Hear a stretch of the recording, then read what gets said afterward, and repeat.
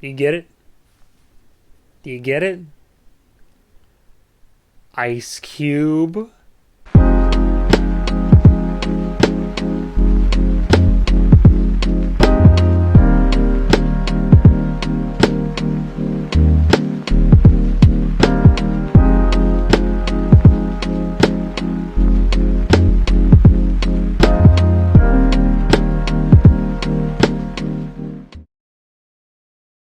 Yes, today we have more classics here.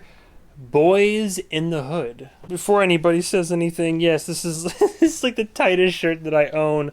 I I don't wear this. I bought a size too small for my pudgy body, but is the only shirt I have that has ice cubes on it, and I was like, hey, comedy. This movie came out in 1991, but I got the chance to see it in theaters for the first time, as I had not seen it yet. How, you may ask? Well, there's a art house theater I like to bring up every now and then on my channel. Since I live in the Nashville area in Tennessee, there's a art house theater called the Bell Court. But they did this thing called Pizza and a Movie, partnering with Slim and Huskies. I did this previously when I covered Belly, another movie I'd never seen. What I really like is they bring black cinema and black classics to the cinema, and then we all get a pizza and watch them. I just love absorbing the culture, and I love to just it's one thing to always, see, like, to always see the stereotypical classics where it's like, oh, I watched Jaws and The Shining, but then it's like, yeah, to see these movies like Belly and Boys in the Hood, and then stuff like Do the Right Thing, or even more modern pieces like Black Klansman, or just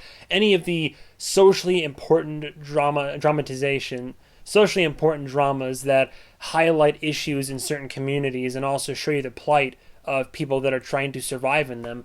It's interesting and fascinating, and I love to watch these films. So once again, we have this one, Boys in the Hood. I was like, yeah, I know those actors, never seen this film, let's give it a go. As it turns out, Boys in the Hood is directed by a John Singleton, who unfortunately passed away fairly recently in 2019. So R.I.P., pour one out. Funny enough, this film was his directorial debut, like way back in the day. Since then, he had worked on other films, TV series, short films. Most notably, and funny enough, he did Too Fast, Too Furious. So he's one of those directors that can do dramas and can also do like action blockbusters. So good for him. He had a prolific filmography, and he did a lot of good work. In terms of the stars, there's a lot of known quantities in this film, but I'd suppose the three main ones that I thought were the biggest leads, or that mattered the most to me. These are all going to be people that are fairly well known, and if you don't know them, a simple Google search. I'm just getting lazier and lazier as I do these, but yeah, Cuba Gooding Jr.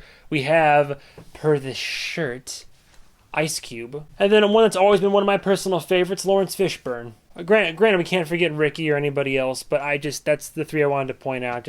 I think those like the three leads. So overall, I really enjoyed the film. I think I liked it more than Belly. I did enjoy Belly, and I appreciate it for what it is, but I think in terms of just what I expect from a film or what I enjoy in a film, I think Boys in the Hood had more of it. As I'm watching it, I can instantly tell why it's a classic in the eyes of a lot of people, and I think for me it's kind of like become a bit of a classic too. It's a movie that I would very much like to revisit or watch with people that haven't seen it before. But I can definitely tell why it's treasured by a lot of people and why it's an important film to watch. Like I said, it's an important film that lends perspective. I know I mentioned Do the Right Thing. It reminded me very much of that. It's interesting because in my personal experience, I grew up in a not great neighborhood. Nothing as serious as what these kids were having to grow up in as young adults, but still, mine wasn't perfect. I just was lucky in that my mother, I guess, sheltered me. She was just very precautionary with, making sure I didn't stray too far from our house and our yard. Kind of just kept me under her eyesight and made sure I wasn't hanging out with any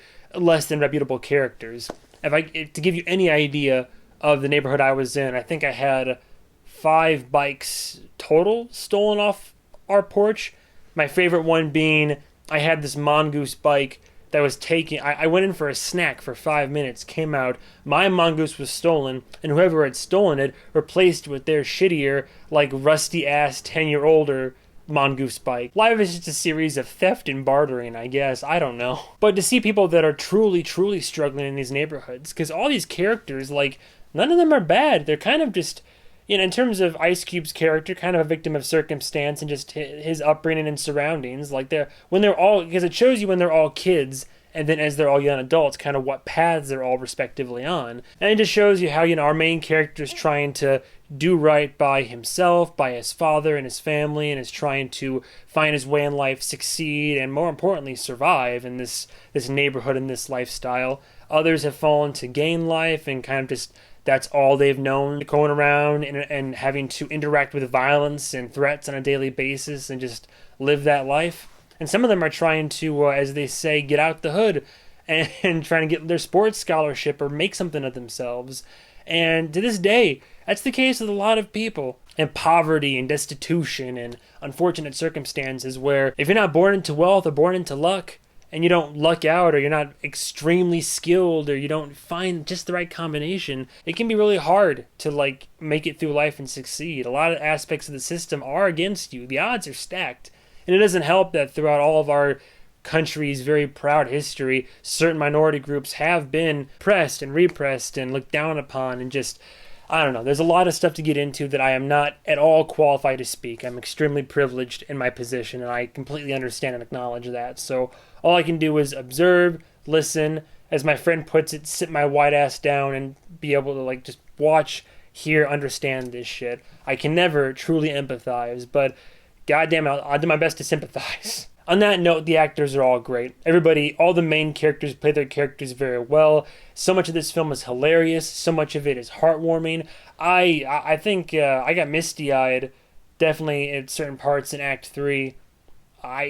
You give a shit about these characters. You don't want anybody to fucking die. You want them to succeed, and it's a trip, man. It's just, these are people that are my age that are trying to find their way in life. So a lot of this resonates with me and my own plight in that regard. The only complaints I could possibly muster are sometimes any actors that aren't the primary protagonists, the delivery can be a little bit stiff. Not everybody is a professional actor, and not everybody can be Cuba Gooding or Lawrence Fishburne. So you're gonna get a little bit of that and some weird delivery here and there, some kind of weird scenes, but it's hardly a complaint. It's just it's not perfect, it's noticeable. On a personal note, I bring this up with a lot of films recently that are classics, but I would have liked more closure with certain characters, especially the mother. I know she's not supposed to be a main character, but I would have liked some either more scenes with her, some more closure. But I get this kind of about her handing off her kid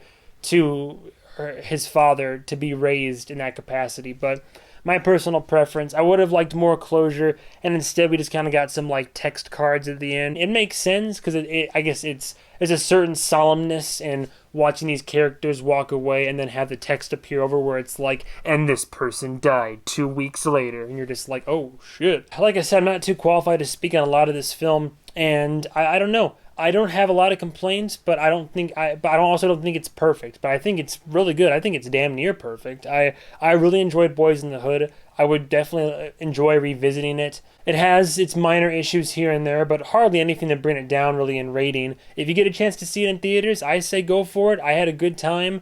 Otherwise, I feel like it's more one of those movies you kind of pop on at home if you're oh, I haven't watched this yet, or looking for a movie to watch with, your date or the boys or whatever. It's definitely worth a watch. It's a solid film. But yeah, overall, I would give Boyz n the Hood a very high 4 out of 5. Yeah, that's all I gotta say. I don't know, I'm at a loss for words. I've kind of made my points. I've told you what the movie's about. I really enjoyed it. I think it's a very quality film. I think it's not perfect. It has a few minor flaws.